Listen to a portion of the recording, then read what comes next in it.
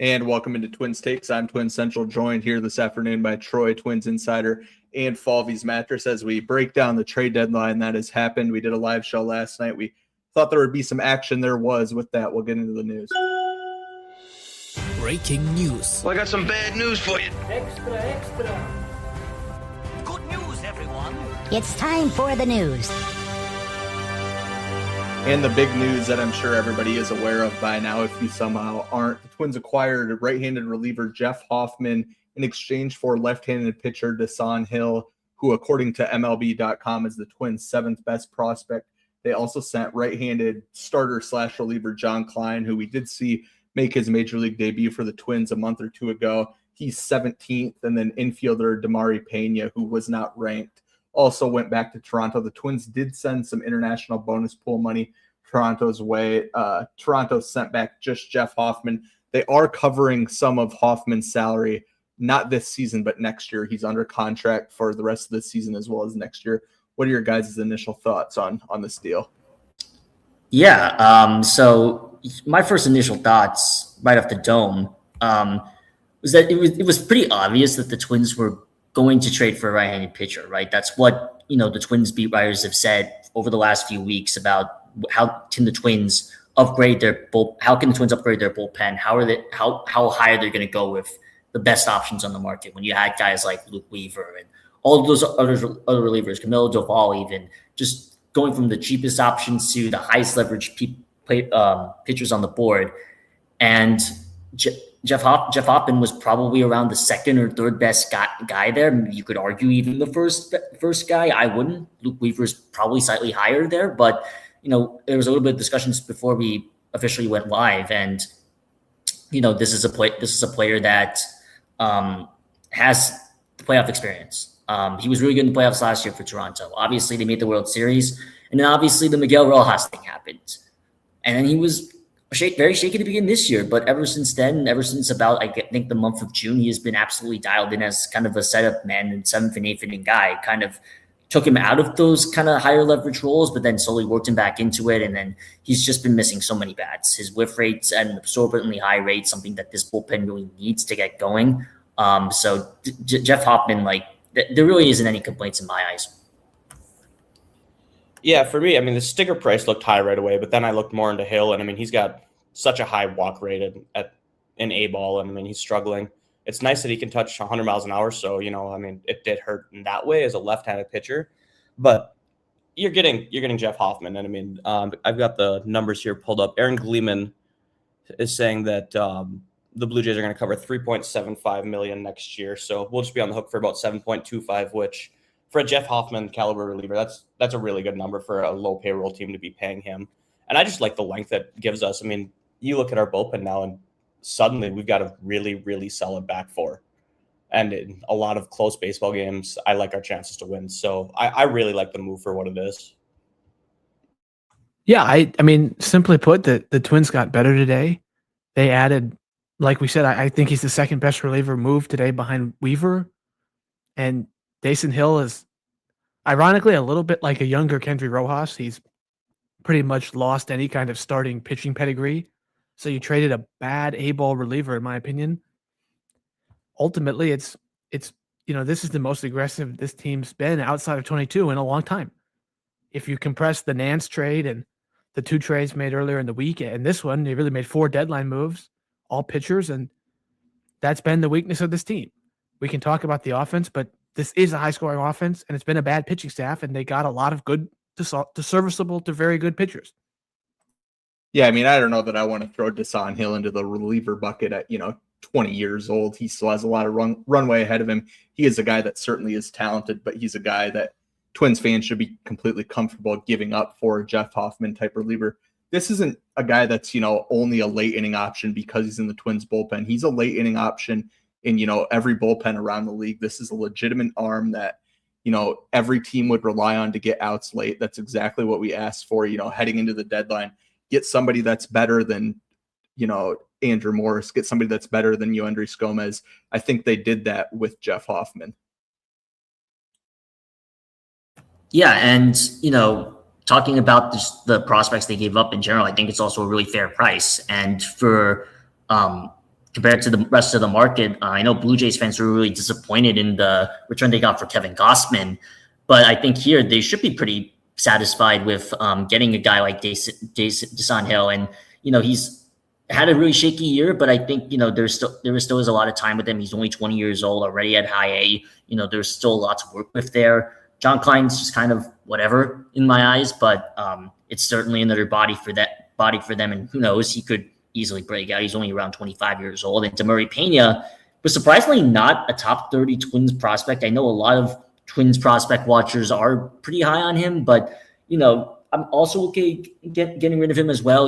This is it just seems like a very fair return. And given that, some of the returns we saw today weren't maybe the greatest, I think this was one of the better deals that the Twins made. And especially with Toronto, they were aggressive in getting Soriano earlier this morning, and then they get a pretty aggressive return for Hoffman as well. I think they did.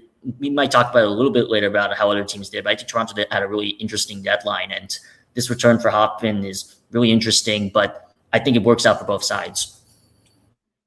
Yeah, I think so too. So this is actually the second trade the Twins make with the Blue Jays this month to get a reliever. They also got Tommy Nance earlier in the month. They didn't give up much for him. They gave up Ryan Sprock, who is an interesting prospect, but not a top 30 guy as well. Tommy Nance, I don't know if I realize this, he's a guy that also is under team control until the Twins don't want him to be anymore. He's only at 2 years of service time. He's 35, 36 years old. So for all intents and purposes, the Twins have Tommy Nance until they no longer want him. He's not going to keep pitching beyond 40 years old. So they have Nance for the rest of his career. That's a sneaky good deal that I don't think we've paid enough attention to. Is he great? No, but he's a guy that you can pitch in the 6th, 7th inning for the rest of this year and hopefully next as well. Yeah, I actually want to shout out Tommy Nance because when we got him, most Twins fans were sort of rolled their eyes or said, meh. He's had a 2.35 ERA with a 2.97 FIP in 7.2 innings. I mean, for a guy that you got for a non-prospect, essentially, that was sort of the early, pre-deadline move, and it's actually been really impactful. Yeah, he's kind of been really quietly really good so far. He's gotten some really big outs. There really isn't much you can complain for a veteran like him, especially given his experience in his role. Like, you wasn't really a trade you could complain about at the moment, and certainly isn't now, given that he's shown the results so far. Yeah, for me, I mean, the front office clearly thought that pitching was the biggest need for us, and I mean, they've added 3 solid relief pitchers over the last month, and we added AJ Minter as well. So, I mean, I personally wanted a bat, but they indicated that they wanted pitching, and they got pitching. Yeah, and then the other reliever that the Twins acquired, obviously, AJ Minter. We talked about that plenty yesterday. So we're going to rank the entire bullpen later, but of the 3 additions that they've made, this month, Tommy Nance, Jeff Hoffman, and AJ Minter, how would you guys rank those 3? Not looking at the rest of the bullpen, just those 3. How would you rank them this year only? Just this year only, I would go. Hoffman is definitely pitching in late in games. He's going to probably close some games. He's going to pitch in the 9th and the 8th inning. You're probably looking at the Twins closing for the rest of the year. Tommy Nance and AJ Minter. Nance is probably going to pitch the 7th inning. Minter will be more situational, but he also has experience pitching high leverage in the 8th inning. He's again way more situational as a lefty, but I think it's fair to rate as Hoffman. Then I'd probably go Minter. Then I'd probably go Nance. That's how I would probably order them at the moment, just out of those 3 trades. And I think it's not. You could probably maybe swap Nance and Minter occasionally, but I think Minter's the slightly better pitcher. But that's how I view it. I think that's fair. I agree with that. I do want to point out that we could definitely see all 3 of them get a save. And I know the team record or the MLB record is like 15, and I think we're up to 10 or 11 from earlier in the year. So I think those 3 will get us up to 14 now, actually, because I think Anderson got one Oh no, you're right. Ago. Yeah. So I think we might hit that record. Well, Hoffman's certainly going to get one because I think Hoffman, we'll talk about this when we talk about the rest of the bullpen. I think Hoffman is just going to be the closer as long as he's available. Minter, certainly, if a lefty two lefties are due up in the ninth inning. I think he's the top lefty in the bullpen now. So it just comes down to, Tommy Nance, whether he gets one or not. That'll be interesting to follow. Not that that really matters, but it is, baseball's been played for a long time. If they set a record, that's always interesting. Now we want to talk about, Falvey's Mattress touched on a little bit what didn't happen. I know we talked yesterday. We were all hoping for a bat. I think you guys were a little more confident in it than I was that they were going to get one. They didn't. We didn't see any of we talked about the shortstops quite a bit. We all hoped that would be the case. None of them ended up getting moved.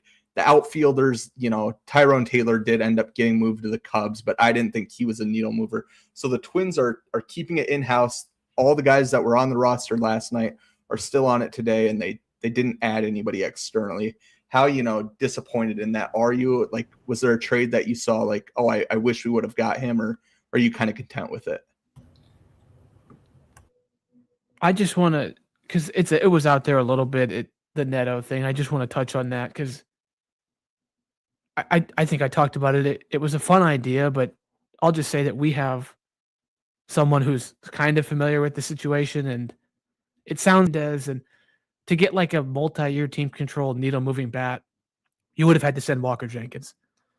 So ultimately, I think that was just a non-starter. Any of those types of players, Neto, Ellie, Abrams, that's why none of them got moved, because the price was just too high.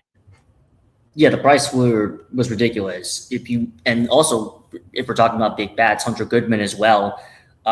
You saw all those reports of, the Angels wanting a guy like Franklin Arias. They want a team's top prospect. And, these teams just weren't budging. And Toronto was happy to oblige giving them the Mala for Soriano, which I thought is like one of the better win-win trades I've seen in a long time.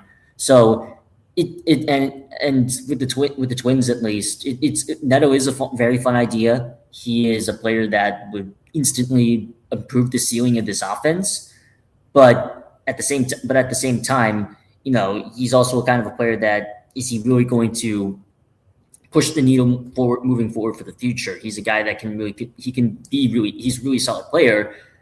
I just don't know if I'm particularly in love with his profile. His font doesn't really necessarily pop off the chart, but it was a fun idea for those a couple of hours when he was brought up in connection to the Twins. But yeah, it's a little disappointing that they didn't at least add one bat. Again, it didn't have to be a needle mover in my eyes. It just had to be somebody, a fresh guy, like off the bench. I wouldn't have been mad at an Alex Call.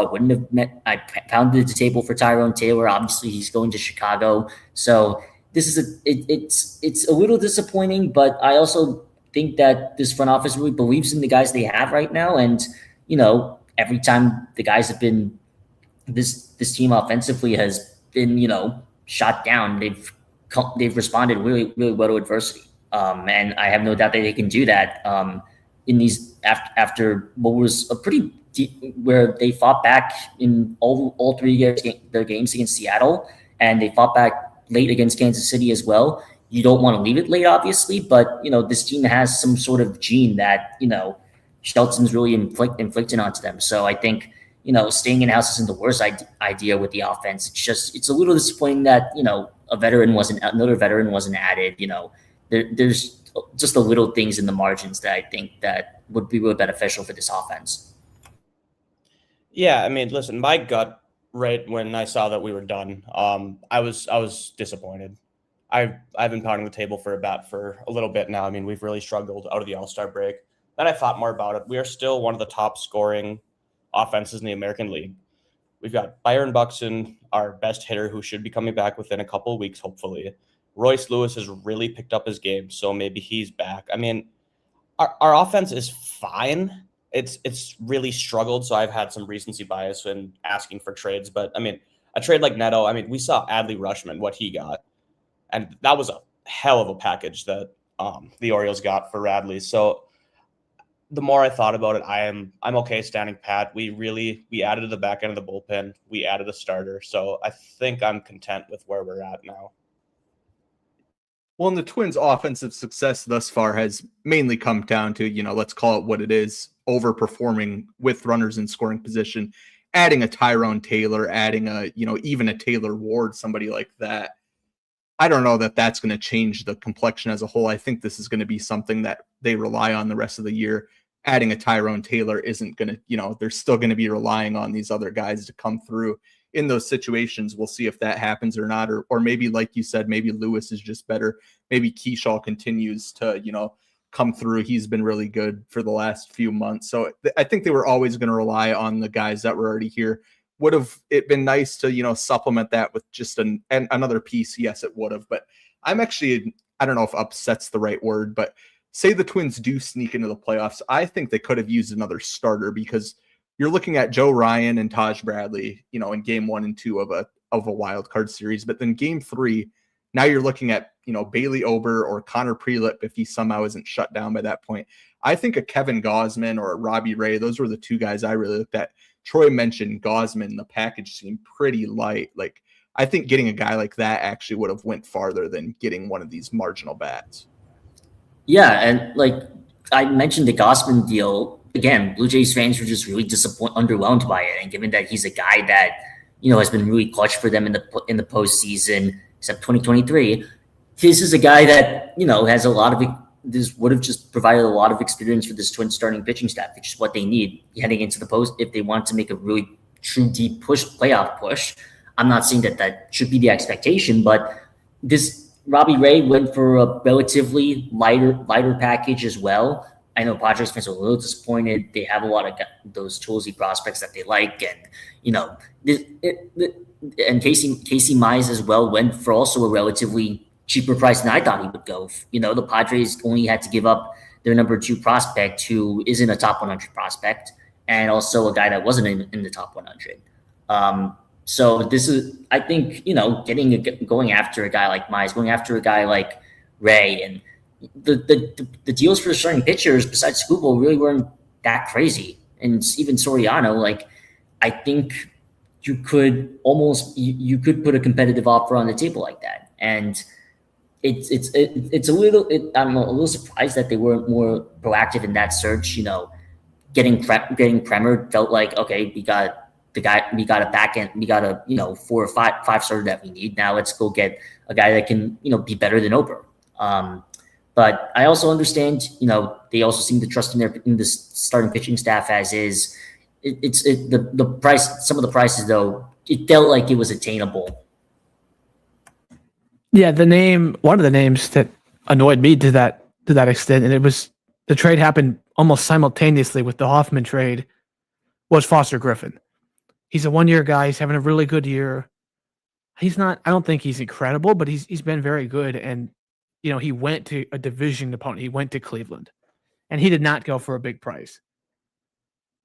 I don't know if it's just that he's a solid pitcher. It's also that he strengthened the division opponent. That one, to me, it feels like kind of a miss. Yeah, Go ahead. Yeah, so Cleveland, already has one of the best starting pitching staffs in the game, and given that they have one weakness there in Slate Ciccone, just basically swap him in Foster Griffin, so that now they have 5 really reliable starters, which the Twins don't. And if the Twins want to make a push down the stretch, they have to beat that pitching staff, which is easier said than done. Because even though the Twins have the series advantage, the Guardians pitching has just been dominant in some games, mainly looking at the Gavin Williams games. But I'm really scared about the Cleveland rotation now. Yeah, we'll talk about the trades the other team made in a minute. Kind of just touching on Foster Griffin, specifically.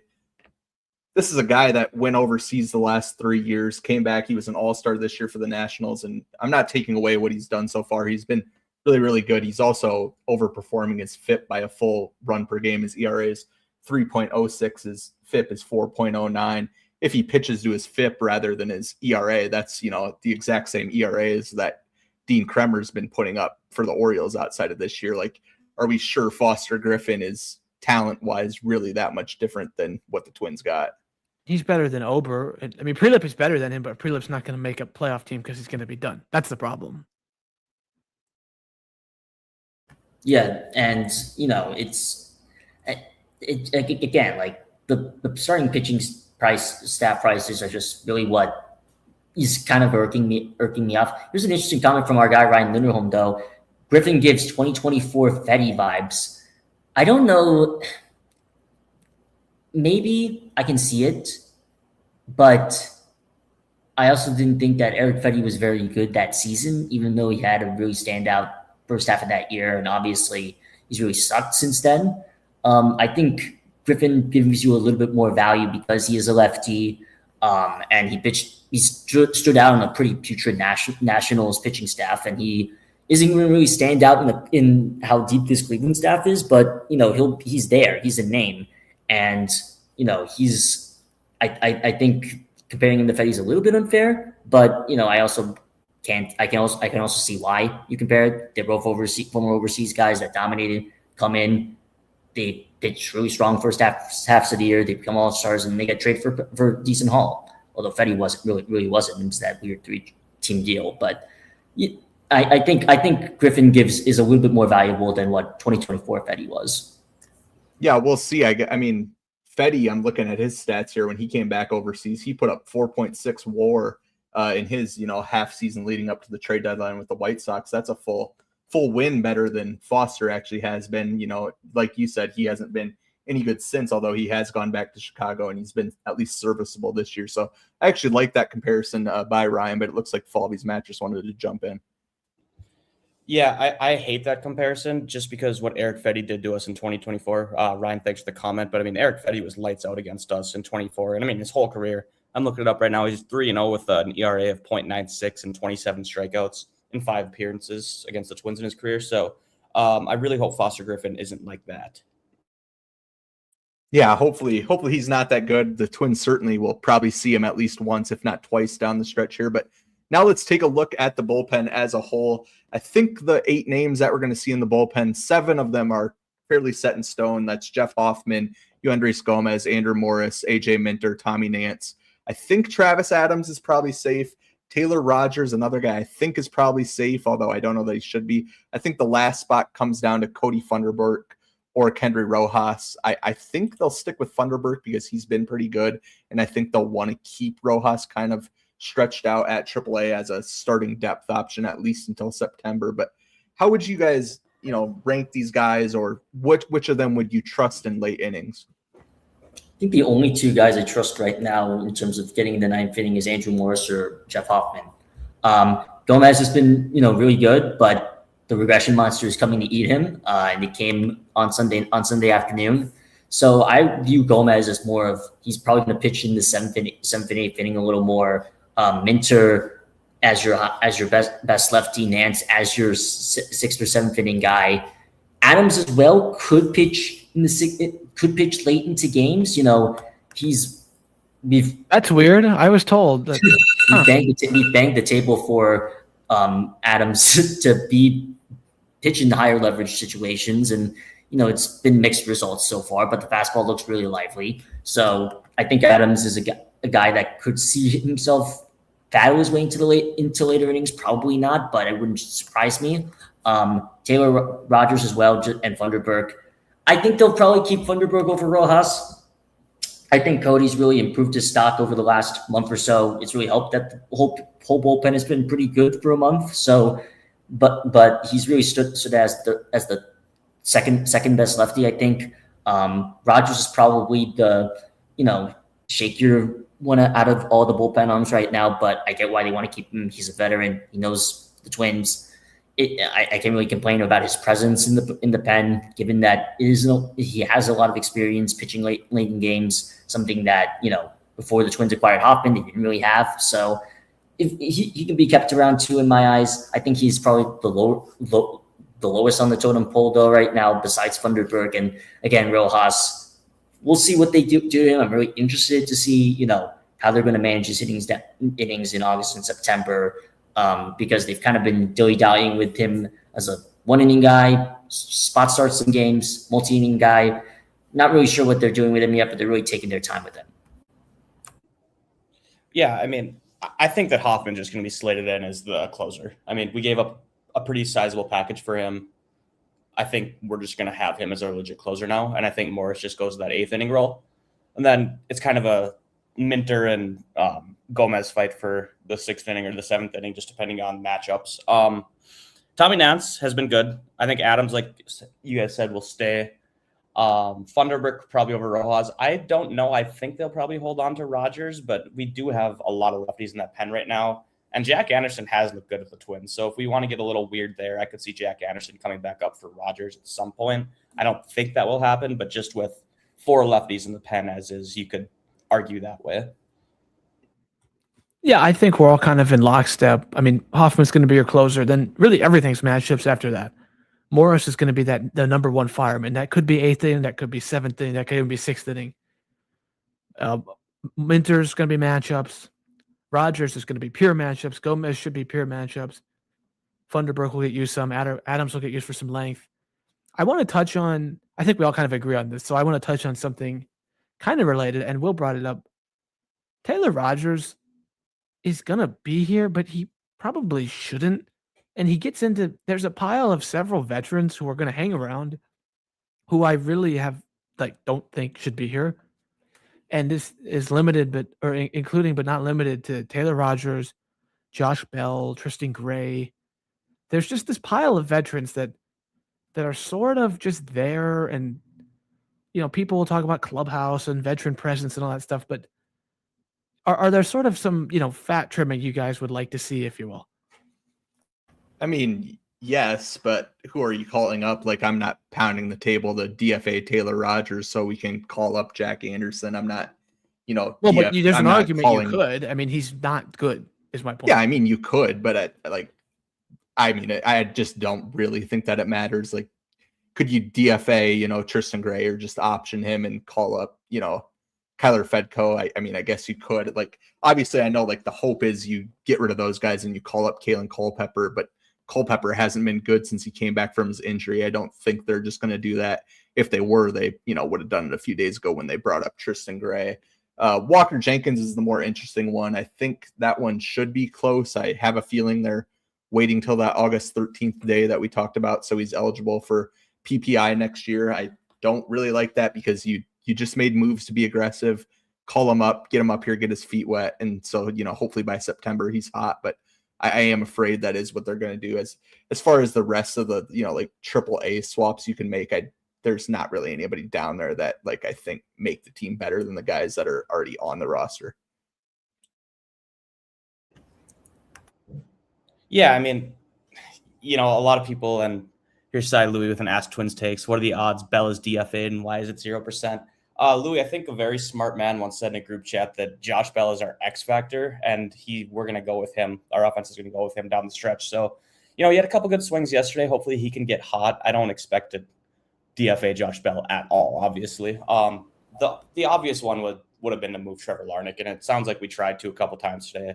That didn't work out. And I mean, that's fine. He's been solid for us all year. He's probably been a top 5, top 3 hitter on the team. So, let's just keep going with that, I suppose. Yeah, well, and to answer Louis' question, kind of why is it 0.0? I think it's, kind of what I talked about. Like, Bell hasn't been great by any means, but he has a 720 OPS, which is, it's still around league average. Obviously, you want it to be higher than that, but say you DFA him and call up Hendry Mendez, like, are we sure that Mendez is going to OPS 720? Because I don't think that I am. Well, I think the argument is, like, I saw Prime Mackey tweeted about this after the deadline. If you get rid of Bell, you're allowed to DH someone like Larnach, and you get Jenkins up. I think that's the argument. Now, I agree with you. They're not going to call Jenkins up, so it's sort of pointless. But, like, yesterday, the Twins lost because Larnach couldn't field a kind of somewhat difficult flyout because he's just not athletic. And that's because he has to play the field because of Bell. And there's a lot of situations where the defense is bad because of Bell. I think that's the argument. Think that's fair, but we have seen Bell play a little less over the last, few weeks, with Lewis playing first base now, with Clemens playing second base. So, like, I think we are seeing Bell play less. Could it be even less than it has been? I think that's the more fair argument that you make, rather than, simply cutting bait on him. If you're going to argue for a guy to be DFA'd, I think you start with the third catcher. There's no use carrying 3 catchers now. Jeffers is going to be around the rest of the year. You certainly can get more flexible on your bench. You also have Tristan Gray, who provides absolutely nothing. They pinch ran him yesterday for, I forget who they even pinch ran him for, but whoever it was actually a guy that was faster than Tristan Gray. It was Larnach, actually. And then he didn't advance on like a pass ball. Yeah. So I think with the whole bench situation, I think that's where you can start to make, some adjustments there. I think, there maybe isn't a lot of guys to immediately call up, but, there's some guys that certainly would make sense in a later game situation that's just as a pinch hitter or a pinch runner in general. I think, with you can move you can probably DFA Jackson or send him down. And you can call up somebody, I don't know, I'm just kind of spitballing at the moment, Ben Ross. And he's an infielder who had some pop, and I believe he can steal some bases too. That wouldn't be like a terribly offensive, ad to me, but, it's also Ben Ross. So who knows? But it's, I'm just thinking of situationally, if the team's going to be late in the games, like, the guy doesn't have to have that big of an impact. He just has to, have the skills to immediately come in like as a pinch hitter or as a pinch runner, and kind of be like that kind of specialist bench guy that teams used to have in a while. But I just think that I'm just really spitballing at the moment. It's just a thought that I had, but I think like you could just make those very small adjustments, and it would make it sort of a difference. But also I said Ben Ross, so like who knows? All right, I've got a question for you guys. Assuming that Emmanuel Rodriguez gets healthy and rehabs well, do we see him this season with the Twins? I don't think so. I think yes, but I think that the bigger question is, are you going to see him healthy? That's a big about assumption. It last show. Right, yeah, we talked about it last show. He's going to be out of options next year, so they might as well call him up. Of course, rosters expand in September, but I do think, it's not like he's going to end his rehab assignment and they're just immediately going to call him up. I don't think that's the case that we're looking at. He's going to have to go to AAA for 2 or 3 weeks and show that he's healthy, show that he's, on a hot streak. Yeah, and unfortunately, let's also remember with terms of call-ups, there will be an injury on the big league team at some point there already kind of is with Buxton, but there will be other injuries. And I will also say quickly, just to kind of tie a bow on this part of it, Culpepper, if he plays well for a couple weeks in AAA, I think he'll get called up because it's pretty easy to get him in. You just DFA Gray and Kreidler goes to utility. Jenkins and Rodriguez, without a bunch of injuries, it's kind of hard to actually get them in. Yeah, I think you raise a good point, but that wraps our, conversation on the Twins deadline, but we did want to take a quick look at what the other 2 AL Central teams did. The Tigers are just a game and a half back of the Twins, but they sold some guys. Skubal, obviously, Mize, as Troy touched on. So could they, still make a run here? Absolutely, but let's not focus on them because theirs was all selling stuff. They did keep some guys like Kenley Jansen, like Kyle Finnegan, so they're giving it somewhat of a fair run. But the Chicago White Sox, who are currently 3 games up on the Cleveland Guardians, I hate their deadline, what they did, but we can talk about it, see if you guys agree. They acquired right-handed starter Luis Castillo from Seattle Mariners. You hear that name and you think, okay, that's a good pitcher. Then you look at his stats, and that is a terrible pitcher now. They acquired Brenton Doyle from the Colorado Rockies, who is a Gold Glover, but he can't hit at all. He can't hit at all in Colorado. That doesn't serve well for his future at Guaranteed Rate Field. Huascar Brosabon from the Mets. That actually is a pretty good pickup. I know that was somebody that you guys mentioned, but they traded Seranthony Dominguez in that Luis Castillo deal. So did they improve their bullpen, or did they just, swap guys out? I think it's kind of the latter. And then Joey Bart, just a backup catcher. I thought the White Sox were a team that could be interesting, capitalize on some momentum. They're in first place, but they kind of remind me of the Twins, when they just went and got Trevor Richards. They didn't do anything meaningful in my eyes. Yeah, they didn't really move the needle, and they had the prospect capital to, maybe not as much as the teams like, say, Boston did, but they have the capital to, go out and get a bigger name on the market. They were in really desperate need of a catcher, and they got Joey Bart. And now they basically have a catching tandem of Joey Bart and Drew Romo until whenever Kyle Teal comes back. And Kyle Teal came back off the injury list, and then he immediately got placed on it like 4 games later. Castillo is washed. It's really unfortunate because I really have liked Castillo for a while, And, this season he's just been really rough. And the White Sox needed another starter, and they took on the rest of Castillo's contract. It doesn't really make sense to me, especially with the guy who's had the season he's had.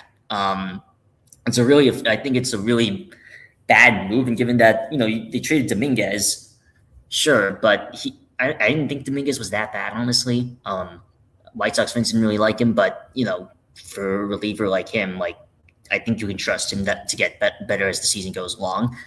It's such a weird move to me that, out of all the starting pitching options that eventually got moved, that would have made a lot of sense for Chicago to improve their pitching staff, they went with the overpaid starter who's been having the worst season of his career.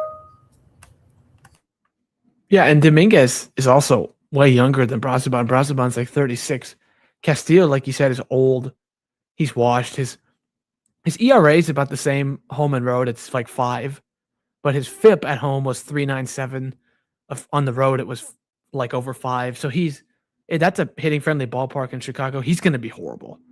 And you said they took out his whole contract. They're going to end up paying him $60 million over a couple years. I think to probably be a negative WAR pitcher. I mean, he really is going to get shelled at right field. They're clearly just banking that he turns back the clock to 3 years ago, but I honestly think, laying out these moves, I actually think the White Sox genuinely got worse today or this weekend. I think all of us can agree here, and that it's not even just a divisional rival bias thing. I think most other baseball people just say that, wow, the White Sox just kind of really disappointed this deadline. It's a really just, I don't know. You had all this momentum, prospects to trade. You were connected to so many guys. And if I'm a fan of them, I'd be this is the best we could do. In our best season in 4 years, this was the best trade deadline we could do. The White Sox last good playoff team compared to this playoff team, I think that previous team could have gone deep because of the starting pitching depth they had. They don't have that starting pitching depth anymore. And it's not like the Twins do either. But, if you're the White Sox in your first place and you're ahead of the team that has a rotation of 5 really good pitchers, you have to respond to that, and they just didn't. It's just a really baffling deadline.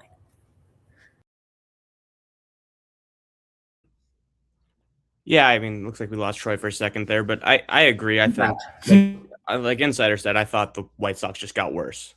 I will say another division rival and a team ahead of us, I think, had a very good deadline. The Guardians acquired right-handed hitting outfielder Joe Adell, left-handed starting pitcher Foster Griffin, who we'd mentioned, then first base /DH Nathaniel Lowe. And I mean, I think they added a couple impact pieces in Griffin and Lowe. I'm not so sold on Joe Adell, but I'm scared of the deadline they had because they really needed a bat, and they added 1.5 good bats. Yeah, I think this is one of the better deadlines Cleveland has had in recent memory. They're always a team that is, in that buying category, but oftentimes they don't do anything but trade for a reliever. Talk about, wanting to get rid of Josh Bell. If you wanted to do that, you should have gone out and traded for a guy like Nathaniel Lowe. He has an 820 OPS. Is he a great defender? No, but 820 OPS is an 820 OPS. He's certainly going to make the lineup better. They've been bad at first base between Manzardo and Rhys Hoskins.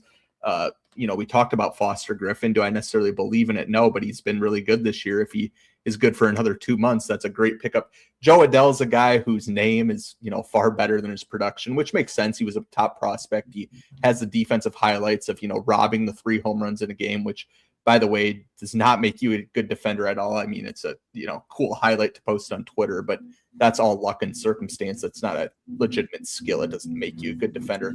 So Joe Adell, not a good player. The other 2 guys, I think Cleveland got much better today. Yeah, I mean, let's just think about their team. Joe Adell basically, against lefties, you're replacing David Fry or something. And then Lau is going to replace Manzardo, who's been one of the worst everyday players in the league. So they definitely got better. And Griffin allows them to not have to use Ciccone, who's basically an auto loss.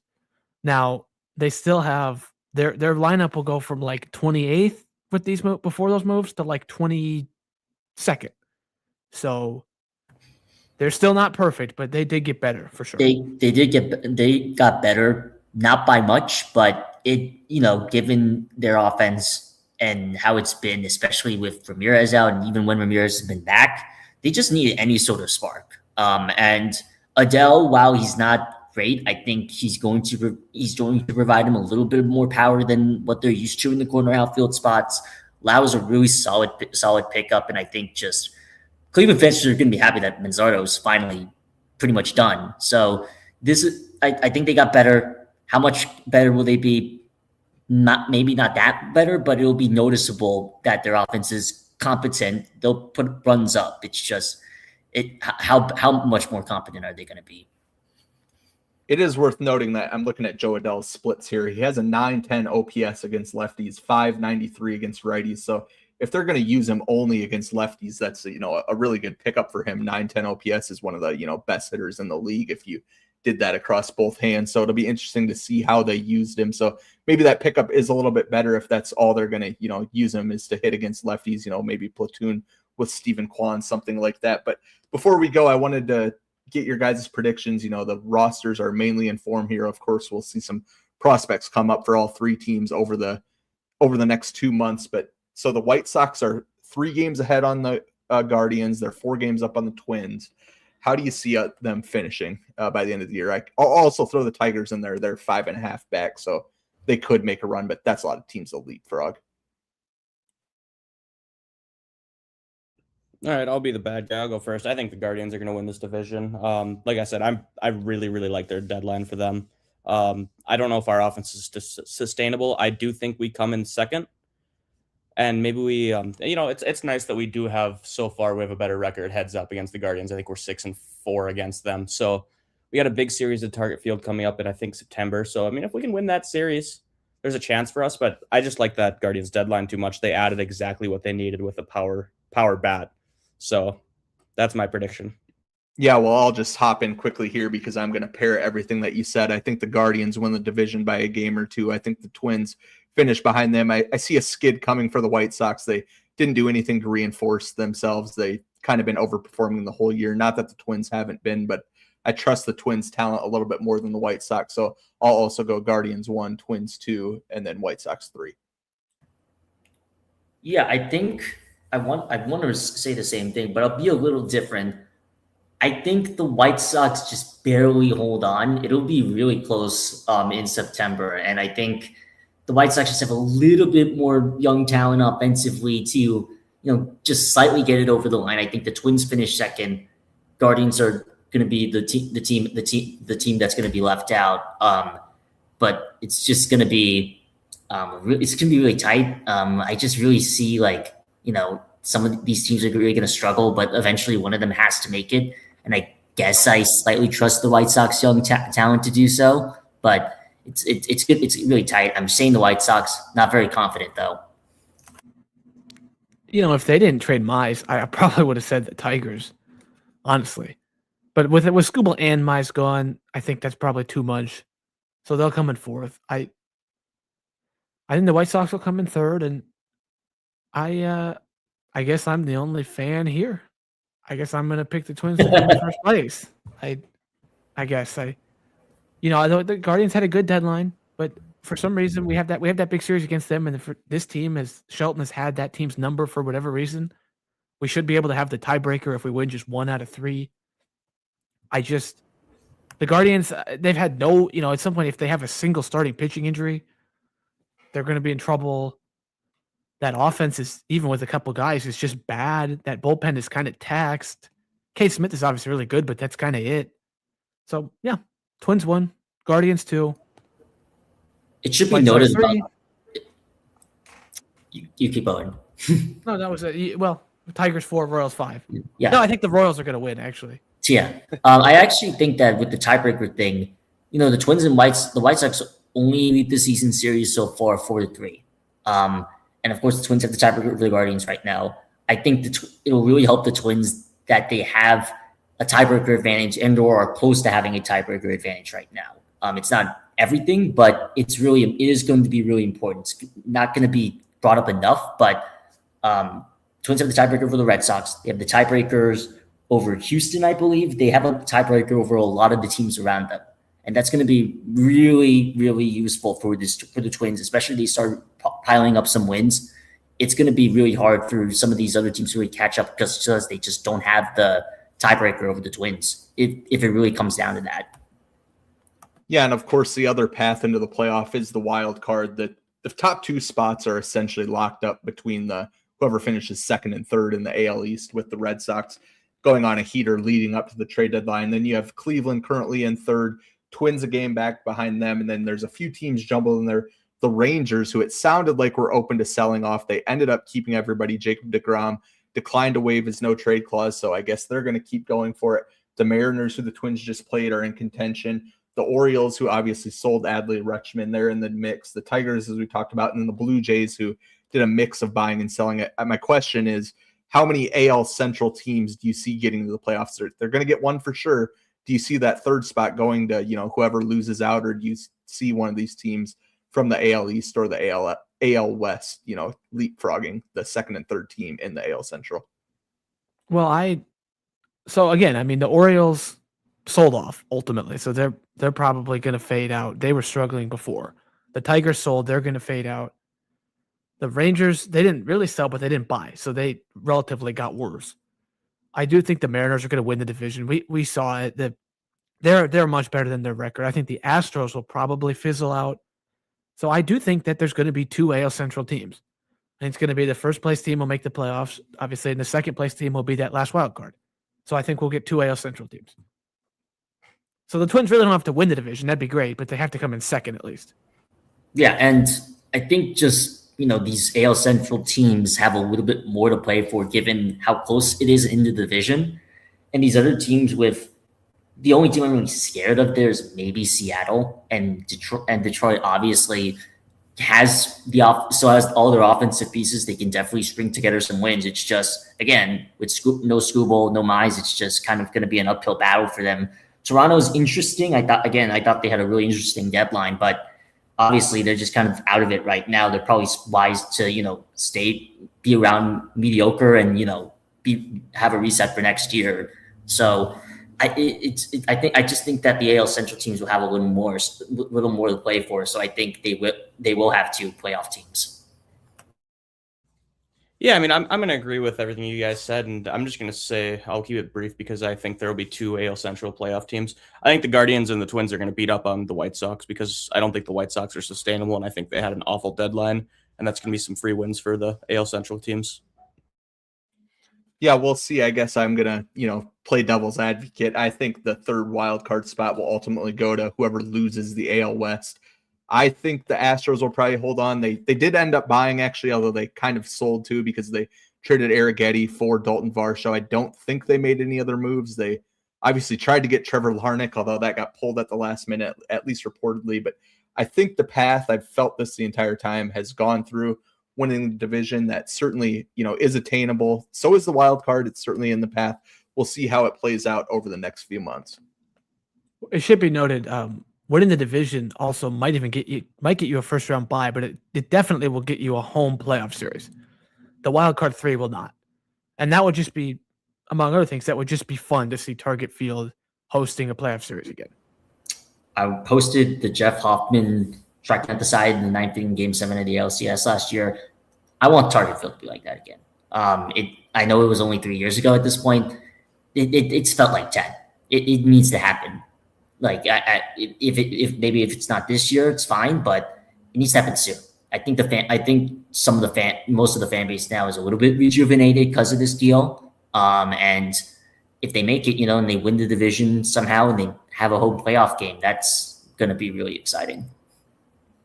Yeah, we'll see. I think coming into the year, if you would have told all of us that the Twins bought at the deadline and the division is within reach, whether that's because, the AL as a whole is just, kind of meh, we would have taken it. That's the position they're in. They'll play meaningful baseball in August.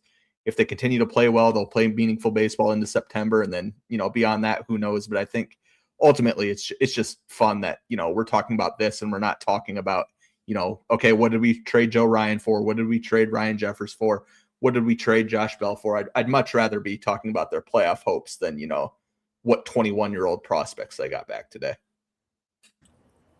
Yeah, I mean, at this point, if you would have told me they bought a big time reliever like him, it's just how it is. It's crazy that they got four pitchers that should help out, and I would have never thought of this.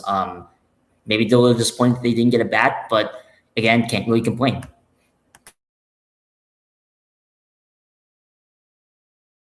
Yeah, well, unless anybody else has something they want to say before we go, we'll wrap that up here.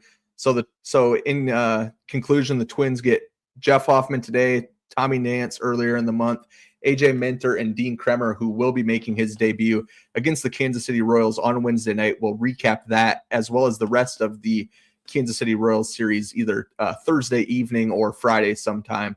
So unless anybody else has any closing thoughts, for Troy, Twins Insider, and Falvey's Mattress, I'm Twin Central.